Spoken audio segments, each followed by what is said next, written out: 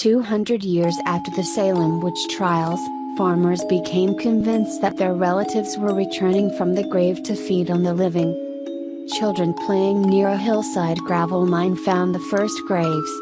One ran home to tell his mother, who was skeptical at first, until the boy produced a skull. Because this was Griswold, Connecticut, in 1990, police initially thought the burials might be the work of a local serial killer named Michael Ross, and they taped off the area as a crime scene. But the brown, decaying bones turned out to be more than a century old. The Connecticut state archaeologist, Nick Bellantoni, soon determined that the hillside contained a colonial-era farm cemetery. New England is full of such unmarked family plots, and the 29 burials were typical of the 1700s and early 1800s. The dead, many of them children, were laid to rest in thrifty Yankee style, in simple wood coffins, without jewelry or even much clothing, their arms resting by their sides or crossed over their chests. Bellantoni was interested in the grave even before the excavation began.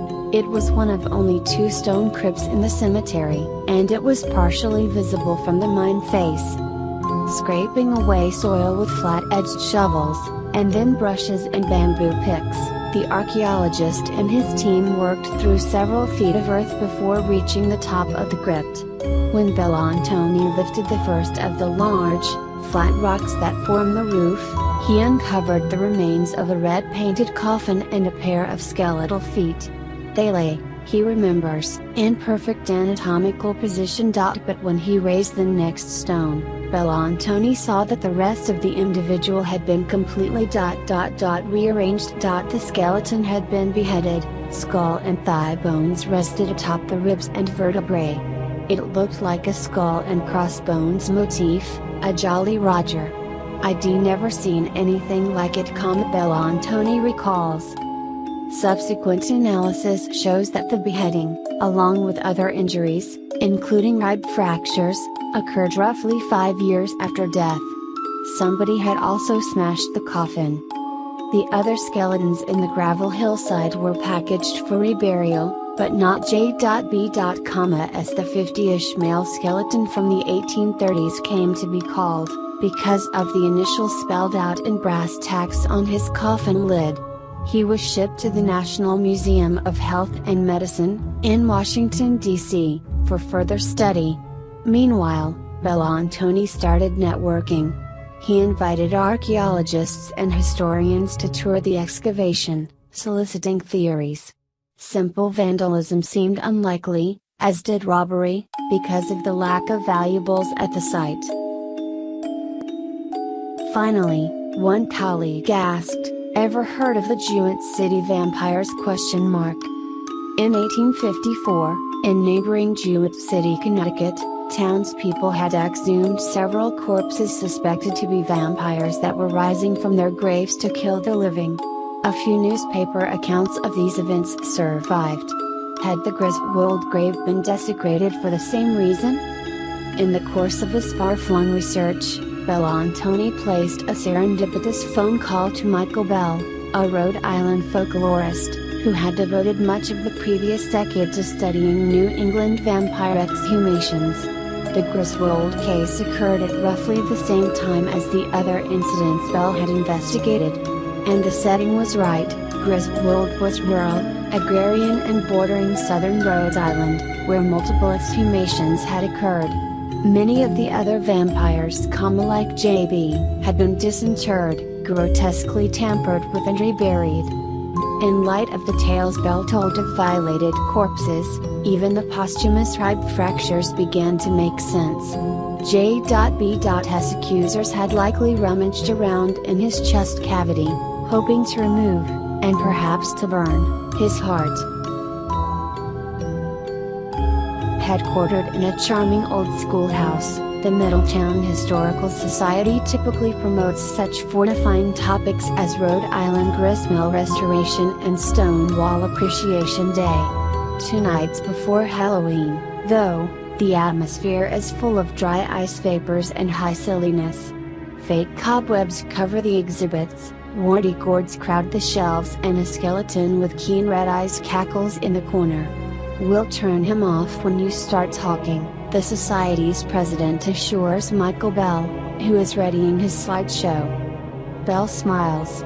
Although he lectures across the country and has taught at colleges, including Brown University, he is used to people having fun with his scholarship. "Vampires have gone from a source of fear to a source of entertainment," he says, a bit rueful. "Maybe I shouldn't trivialize entertainment, but to me it's not anywhere as interesting as what really happened." Bell's daughter, 37-year-old Jillian, a member of the audience that night, has made futile attempts to tempt her father with a Twilight series, but there's Buffy and Twilight, and then there's what my dad does, she says. "I try to get him interested in the pop culture stuff, but he wants to keep his mind pure." Indeed, Bell seems only mildly aware that the vampire, appearing everywhere from True Blood to the Vampire Diaries, has once again sunk its fangs into the cultural jugular. As far as he's concerned, the undead are always with us. Bell wears his hair in a sleek silver bob and has a strong Roman nose, but his extremely lean physique is evidence of a long-distance running habit, not some otherworldly hunger. He favors black sweaters and leather jackets, an ensemble he can easily accentuate with dark sunglasses to fit in with the goth crowd, if research requires it. A consulting folklorist at the Rhode Island Historical Preservation and Heritage Commission for most of his career, Bell has been investigating local vampires for 30 years now, long enough to watch lettering on fragile slate gravestones fade before his eyes and prosperous subdivisions rise beside once lonely graveyards. He has documented about 80 exhumations, reaching as far back as the late 1700s and as far west as Minnesota. But most are concentrated in backwoods New England, in the 1800s, startlingly later than the obvious local analog, the Salem, Massachusetts, witch hunts of the 1690s.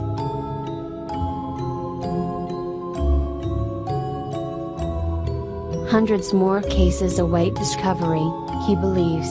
You read an article that describes an exhumation, and they'll describe a similar thing that happened at a nearby town, says Bell, whose book, Food for the Dead, On the Trail of New England's Vampires, is seen as the last word on the subject, though he has lately found so many new cases that there's a second book on the way. The ones that get recorded, and I actually find them, are just the tip of the iceberg. Almost 2 decades after JB's grave was discovered, it remains the only intact archaeological clue to the fear that swept the region. Most of the graves are lost to time, and even in the cases where they aren't, unnecessary exhumations are frowned on by the locals. Bell mostly hunts for handwritten records in town hall basements, consults tombstones and old cemetery maps, traces obscure genealogies and interviews descendants. As a folklorist, I'm interested in recurring patterns in communication and ritual, as well as the stories that accompany these rituals, he says. I'm interested in how this stuff is learned and carried on and how its meaning changes from group to group, and over time. In part because the events were relatively recent, evidence of historic vampires isn't as scarce as one might imagine. Incredulous city newspaper reporters dished about the horrible superstition on front pages. A traveling minister describes an exhumation in his daily log on September 3, 1810. The moldy spectacle, he writes, was a solemn sight. Even Henry David Thoreau mentions an exhumation in his journal on September 29, 1859.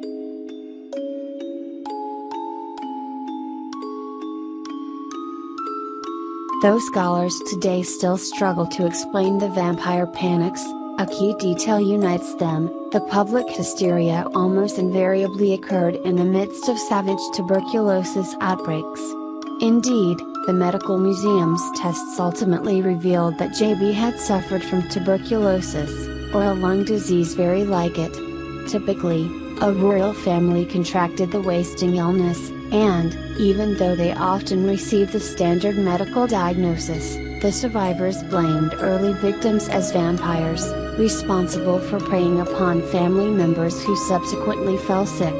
Often an exhumation was called for, to stop the vampire's predations. The particulars of the vampire exhumations, though, vary widely. In many cases, only family and neighbors participated. But sometimes town fathers voted on the matter, or medical doctors and clergymen gave their blessings or even pitched in. Some communities in Maine and Plymouth, Massachusetts, opted to simply flip the exhumed vampire face down in the grave and leave it at that. In Connecticut, Rhode Island, and Vermont, though, they frequently burned the dead person's heart, sometimes inhaling the smoke as a cure. In Europe, too, exhumation protocol varied with region. Some beheaded suspected vampire corpses, while others bound their feet with thorns. Often these rituals were clandestine, lantern-lit affairs. But, particularly in Vermont, they could be quite public, even festive. One vampire heart was reportedly torched on the Woodstock, Vermont, town green in 1830. In Manchester, hundreds of people flocked to a 1793 heart-burning ceremony at a blacksmith's forge. Timothy Mead officiated at the altar in the sacrifice to the demon vampire who it was believed was still sucking the blood of the then living wife of Captain Burton, an early town history says. It was the month of February and good sleighing.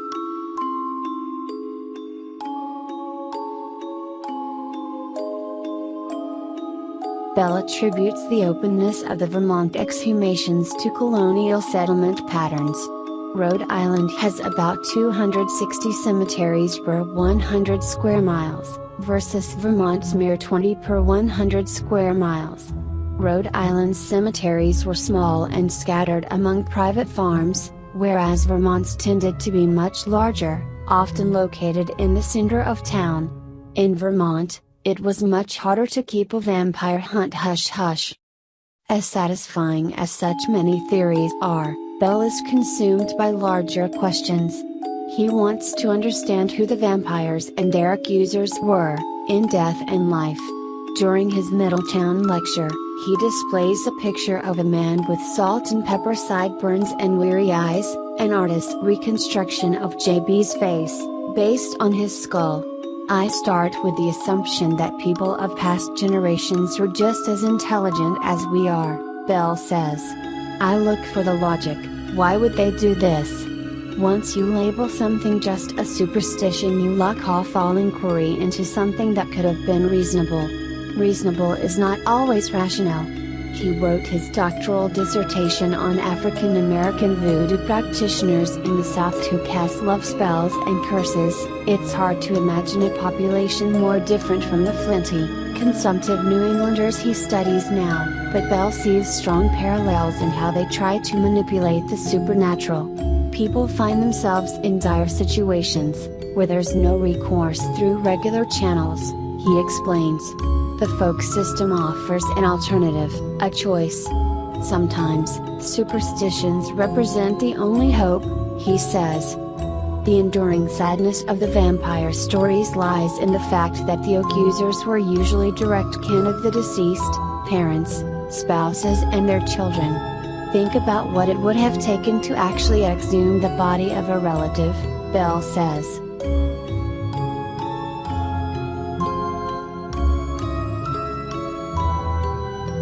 The tale he always returns to is in many ways the quintessential American vampire story, one of the last cases in New England and the first he investigated as a new PhD coming to Rhode Island in 1981 to direct a folklife survey of Washington County funded by the National Endowment for the Humanities. History knows the 19-year-old, late 19th century vampire as Mercy Brown. Her family, though, called her Lena. Mercy Lena Brown lived in Exeter, Rhode Island. Deserted Exeter, it was dubbed, or simply one of the border towns. It was largely a subsistence farming community with barely fertile soil, rocks, Rocks and More Rocks, says Sheila Reynolds Boothroyd, president of the Exeter Historical Association. Farmers heaped stones into tumble-down walls, and rows of corn swerved around the biggest boulders. In the late 19th century, Exeter, like much of agrarian New England, was even more sparsely populated than usual. Civil War casualties had taken their toll on the community, and the new railroads and the promise of richer land to the west lured young men away. By 1892, the year Lena died, Exeter's population had dipped to just 961, from a high of more than 2,500 in 1820. Farms were abandoned, many of them later to be seized and burned by the government. Some sections looked like a ghost town, Reynolds Boothroyd says.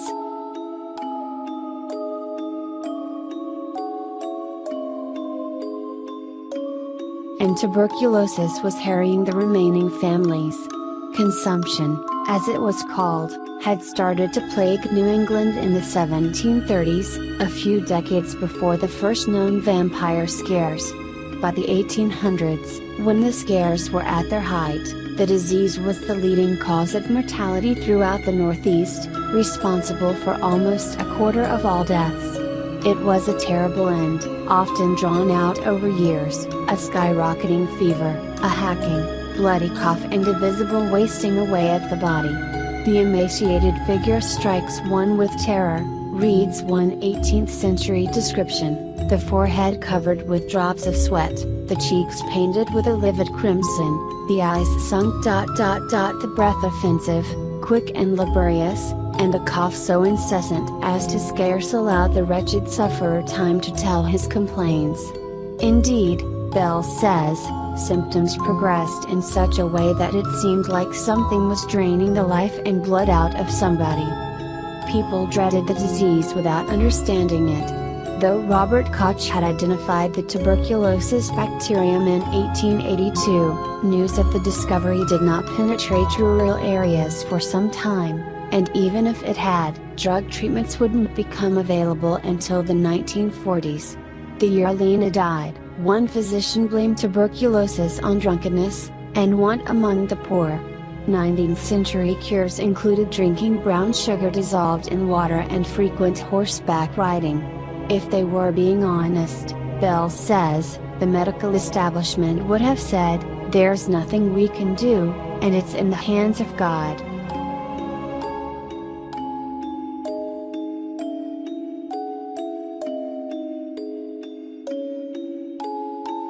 The Brown family, living on the eastern edge of town, probably on a modest homestead of 30 or 40 stony acres, began to succumb to the disease in December 1882. Lena's mother, Mary Eliza, was the first. Lena's sister, Mary Olive, a 20-year-old dressmaker, died the next year. A tender obituary from a local newspaper hints at what she endured. The last few hours she lived was of great suffering, yet her faith was firm and she was ready for the change. The whole town turned out for her funeral, and sang one sweetly solemn thought, a hymn that Mary Olive herself had selected. Within a few years, Lena's brother Edwin, a store clerk whom one newspaper columnist described as a big, husky young man, sickened too, and left for Colorado Springs hoping that the climate would improve his health. Lena, who was just a child when her mother and sister died, didn't fall ill until nearly a decade after they were buried. Her tuberculosis was the galloping kind, which meant that she might have been infected but remained asymptomatic for years, only to fade fast after showing the first signs of the disease. A doctor tended her in her last illness, a newspaper said, and informed her father that further medical aid was useless. Her January 1892 obituary was much terser than her sister's. Miss Lena Brown, who has been suffering from consumption, died Sunday morning. As Lena was on her deathbed, her brother was, after a brief remission, taking a turn for the worse. Edwin had returned to Exeter from the Colorado resorts in a dying condition, according to one account. If the good wishes and prayers of his many friends could be realized, friend Eddie would speedily be restored to perfect health. Another newspaper wrote.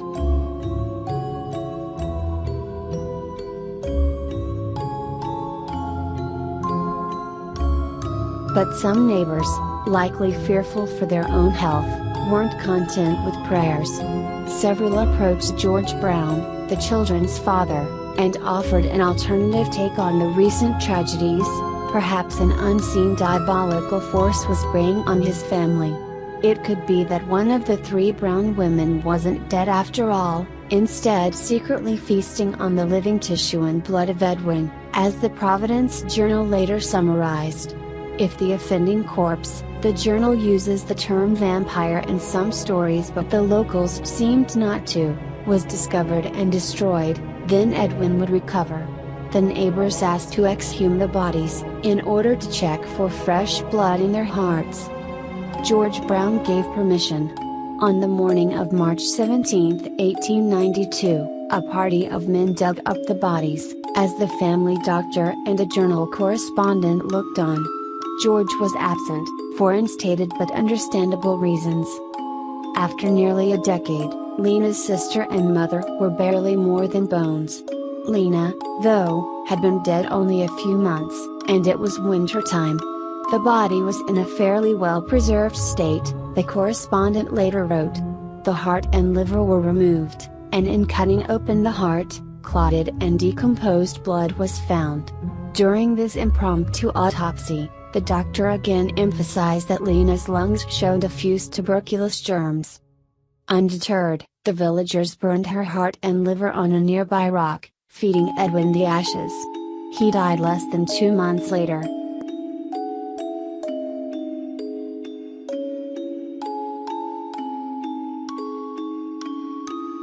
So-called vampires do escape the grave in at least one real sense, through stories. Lena Brown's surviving relative saved local newspaper clippings and family scrapbooks, alongside carefully copied recipes. They discussed the events on Decoration Day, when Exeter residents adorned the town's cemeteries.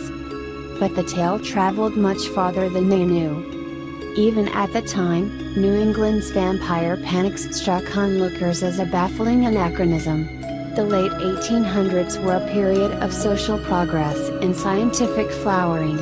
Indeed, many of the Rhode Island exhumations occurred within 20 miles of Newport, high society's summer nucleus, where the scions of the Industrial Revolution vacationed. At first, only people who'd lived in or had visited the vampire-ridden communities knew about the scandal. We seem to have been transported back to the darkest age of unreasoning ignorance and blind superstition, instead of living in the 19th century, and in a state calling itself enlightened and Christian, one writer at a small-town Connecticut paper opined in the wake of an 1854 exhumation. But Lena Brown's exhumation made news. First, a reporter from the Providence Journal witnessed her unearthing. Then a well-known anthropologist named George Stetson traveled to Rhode Island to probe the barbaric superstition in the surrounding area. Published in the venerable American Anthropologist Journal, Stetson's account of New England's vampires made waves throughout the world. Before long, even members of the foreign press were offering various explanations for the phenomenon. Perhaps the neurotic modern novel was driving the New England madness, or maybe shrewd local farmers had simply been pulling Stetson's leg. A writer for the London Post declared that whatever forces drove the Yankee vampire, it was an American problem and most certainly not the product of a British folk tradition, even though many families in the area could trace their lineage directly back to England. In the Boston Daily Globe, a writer went so far as to suggest that perhaps the frequent intermarriage of families in these back-country districts may partially account for some of their characteristics.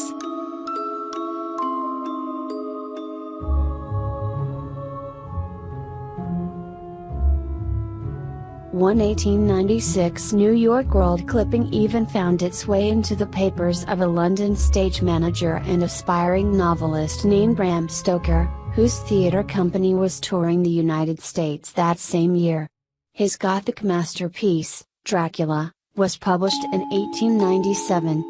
Some scholars have said that there wasn't enough time for the news accounts to have influenced a Dracula manuscript. Yet others see Lena in the character of Lucy, her very name a tempting amalgam of Lena and Mercy, a consumptive-seeming teenage girl turned vampire, who is exhumed in one of the novel's most memorable scenes. Fascinatingly, a medical doctor presides over Lucy's disinterment, just as one oversaw Lena's. Whether or not Lucy's roots are in Rhode Island, Lena's historic exhumation is referenced in H.P. Lovecraft's The Shunt House, a short story about a man being haunted by dead relatives that includes a living character named Mercy. And, through fiction and fact, Lena's narrative continues today. Part of Belle's research involves going along on legend trips, the modern gravesite pilgrimages made by those who believe, or want to believe, that the undead stalk Rhode Island. On legend trips, Belle is largely an academic presence. He can even be a bit of a killjoy, declaring that the main reason that no grass grows on a vampire's grave is that vampire graves have so many visitors, who crush all the vegetation.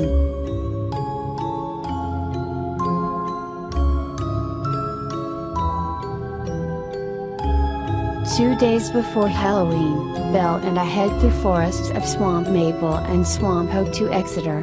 For almost a century after Lena died, the town, still sparsely settled, remained remarkably unchanged. Electric lights weren't installed in the western part of Exeter until the 1940s, and the town had 2-pound keepers, charged with safekeeping stray cattle and pigs, until 1957. In the 1970s, when I-95 was built, Exeter evolved into an affluent bedroom community of Providence.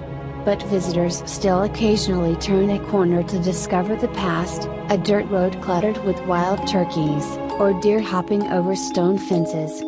Some elderly locals square dance in barns on the weekends, and streets keep their old names: Sodom Trail, Nooseneck Hill.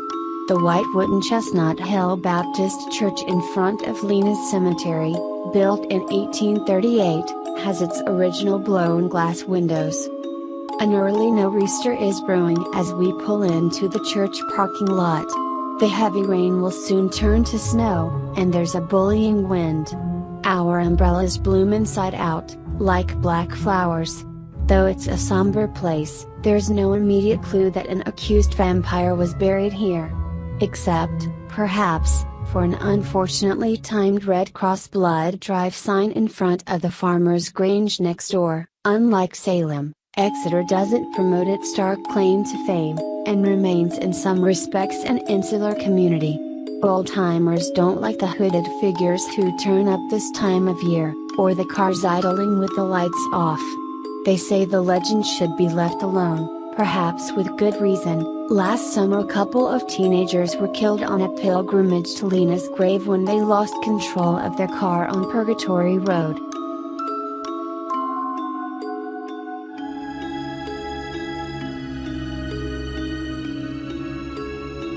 Most vampire graves stand apart, in wooded spots outside modern cemetery fences, where snow melts slower and there's a thick understory of ferns. But the Chestnut Hill Cemetery is still in use.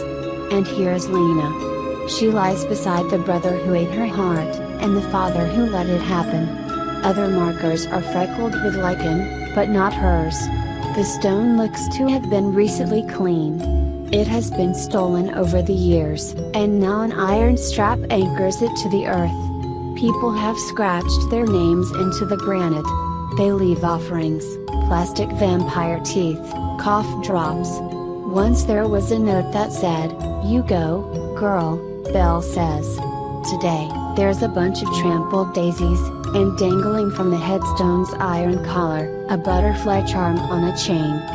How did 19th century Yankees, remembered as the most pious and practical of peoples, come to believe in vampires, especially when the last known vampire panics at the time hadn't occurred since 18th century Europe? Some modern scholars have linked the legend to vampiric symptoms of diseases like rabies and porphyria, a rare genetic disorder that can cause extreme sensitivity to sunlight and turn teeth reddish-brown. Exeter residents at the time claimed that the exhumations were a tradition of the Indians. The legend originated in Slavic Europe, where the word vampire first appeared in the 10th century. Bell believes that Slavic and Germanic immigrants brought the vampire superstitions with them in the 1700s, perhaps when Palatine Germans colonized Pennsylvania, or Hessian mercenaries served in the Revolutionary War. My sense is that it came more than one time through more than one source, he says.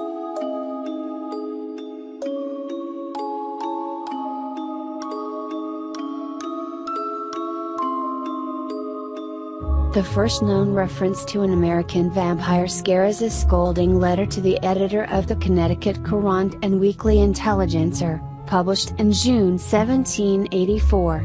Councilman Moses Holmes, from the town of Willington, warned people to beware of a certain quack doctor, a foreigner who had urged families to dig up and burn dead relatives to stop consumption. Holmes had witnessed several children disinterred at the doctor's request and wanted no more of it, and that the bodies of the dead may rest quiet in their graves without such interruption. I think the public ought to be aware of being led away by such an imposture. But some modern scholars have argued that the vampire superstition made a certain degree of practical sense. In Vampires, Burials, and Death, folklorist Paul Barber dissects the logic behind vampire myths, which he believes originally arose from unschooled but astute observations of decay.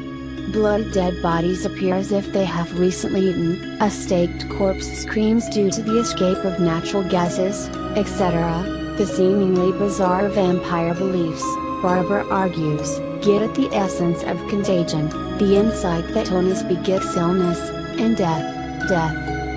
Vampire believers say that death comes to us from invisible agents, Barber says. We say that death comes to us from invisible agents.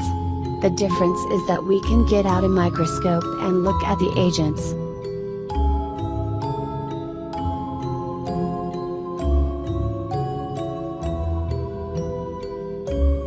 While New England's farmers may have been guided by something like reason, the spiritual climate of the day was also hospitable to vampire rumors. Contrary to their puritanical reputation, rural New Englanders in the 1800s were a fairly heathen lot. Only about 10% belonged to a church. Rhode Island, originally founded as a haven for religious dissenters, was particularly lax. Christian missionaries were at various points dispatched there from more godly communities. The missionaries come back and lament that there's no Bible in the home, no church-going whatsoever, says Limford Fisher, a Brown University colonial historian. You have people out there essentially in cultural isolation. Mary Olive, Lena's sister, joined a church just 2 weeks before she died, her obituary said. In place of organized worship, superstitions reigned, magical springs with healing powers, dead bodies that bled in the presence of their murderers. People buried shoes by fireplaces, to catch the devil if he tried to come down the chimney. They nailed horseshoes above doors to ward off evil and carved daisy wheels, a kind of colonial hex sign, into the door frames.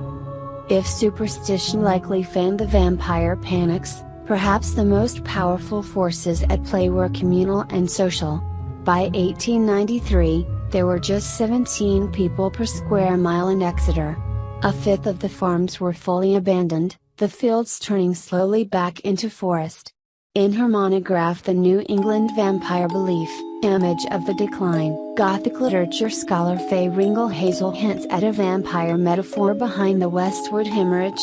The migration seemed to drain rural New England of its most enterprising young citizens, leaving the old and unfit behind. As Exeter teetered near collapse, maintaining social ties must have taken on new importance. An exhumation represented, first and foremost, a duty to one's own kin, dead or dying. The ritual would alleviate the guilt someone might feel for not doing everything they could do to save a family, to leave no stone unturned, Bell says.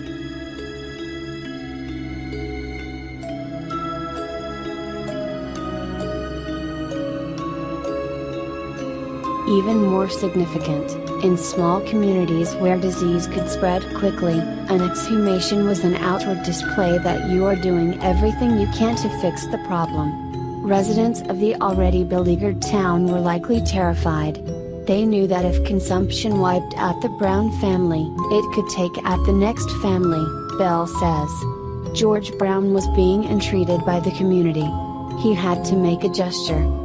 The strongest testament to the power of the vampire myth is that George Brown did not, in fact, believe in it, according to the Providence Journal. It was he who asked a doctor to perform an autopsy at the graveyard, and he who elected to be elsewhere during the ritual. He authorized his loved one's exhumation, the journal says, simply to satisfy the neighbors, who were, according to another newspaper account, worrying the life out of him, a description with its own vampiric overtones.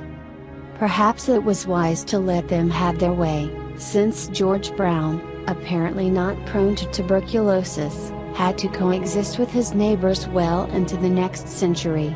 He died in 1922.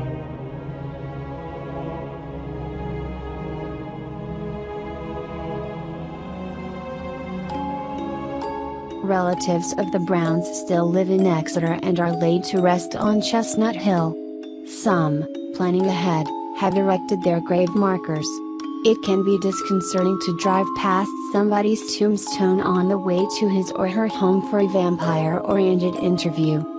On a sunny Halloween morning, when Bell has left for a vampire folklore conference at the University of London, I return to the cemetery to meet several Brown descendants at the farmer's grange. They bring, swaddled in old sheets, a family treasure, a quilt that Lena sewed. We spread it out on a scarred wooden table. The cotton bedspread is pink, blue and cream. What looked from a distance like large patches of plain brown fabric are really fields of tiny daisies. It's the work of a farm girl, without any wasteful applique. Lena clearly ran out of material in places and had to scrimp for more. Textile scholars at the University of Rhode Island have traced her snippets of florals, plaid and paisley to the 1870s and 1880s. When Lena was still a child, they wondered if she used her sister's and mother's old dresses for the project. Perhaps her mother's death, too, explains Lena's quilting abilities, which are considerable for a teenager. She might have had to learn household skills before other girls. The quilt is in immaculate condition and was likely being saved for something, Lena's hope chest, thinks her distant descendant Dorothy O'Neill, one of the quilt's recent custodians, and a knowledgeable quilter herself. I think the quilt is exquisite, especially in light of what she went through in her life, O'Neill says. She ended up leaving something beautiful. She didn't know she'd have to leave it, but she did. Lena hasn't left entirely. She is said to frequent a certain bridge, manifested as the smell of roses. She appears in children's books and paranormal television specials. She murmurs in the cemetery, say those who leave tape recorders there to capture her voice. She is rumored to visit the terminally ill, and to tell them that dying isn't so bad. The quilt pattern that Lena used, very rare in Rhode Island, is sometimes called the Wandering Foot, and it carried a superstition of its own. Anybody who slept under it, the legend said, would be lost to her family, doomed to wander.